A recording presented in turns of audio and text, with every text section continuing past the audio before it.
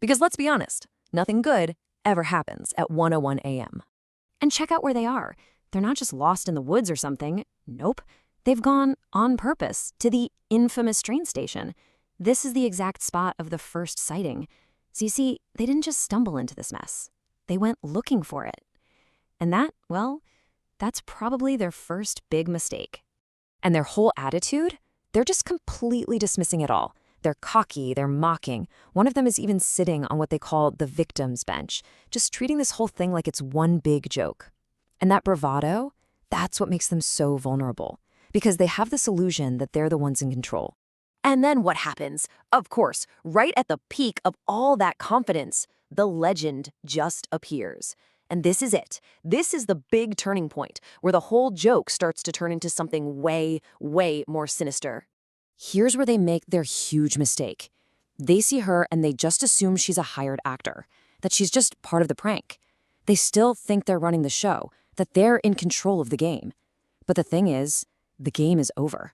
And now they're up against something totally unknown, totally unpredictable. And this line, this is just the absolute peak of them not getting it. It's their last moment of feeling safe, that last second where they think, this is all just for fun, just for them. And for us watching, oh man, the dramatic irony is just dripping off the screen, because we already know something is very, very wrong. Okay, so now we get to the real pivot. This is the exact moment where that illusion of safety just completely shatters into a million pieces, and what's left is just raw, real fear. It only takes 4 little words to change everything. I didn't hire her. Suddenly, the guy who set this all up realizes he's not in control anymore. And that question just hangs in the air. If he didn't hire her, then who is she? And then, poof, just as fast as she showed up, she's gone. But she leaves something behind. This just makes the mystery even deeper and really ramps up the tension, right? Because she's not just some person anymore. She's something else. Something that doesn't play by the rules we all understand. So now everyone's asking the same question. The characters and us. What on earth could be written on that note? What does this creepy, smiling stranger want to say? The note says, "Do you like my yellow dress?" Now, on its own, that sounds kind of innocent, right? Almost like something a kid would ask. But in this situation, no way. It's absolutely terrifying. It means she's been watching them, she knows things, she's playing with them.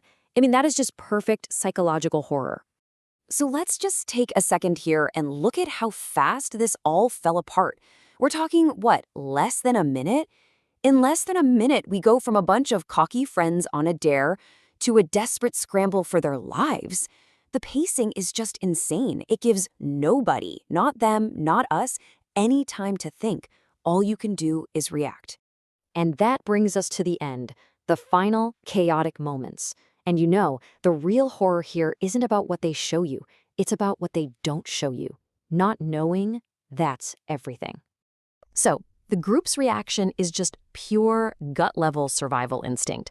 That one person who says, I know how this ends, they get it. They understand just how bad this is. All that confidence is gone. Now it's just run. And the group just falls apart. Everyone's scattering, scrambling to get to the car.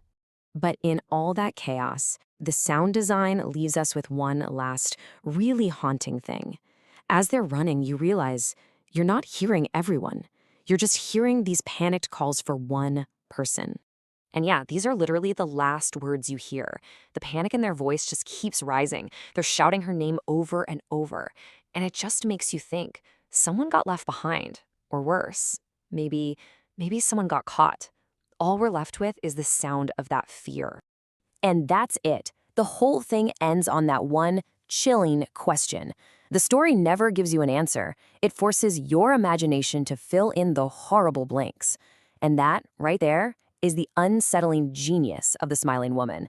It leaves you wondering, so what do you think happened to her?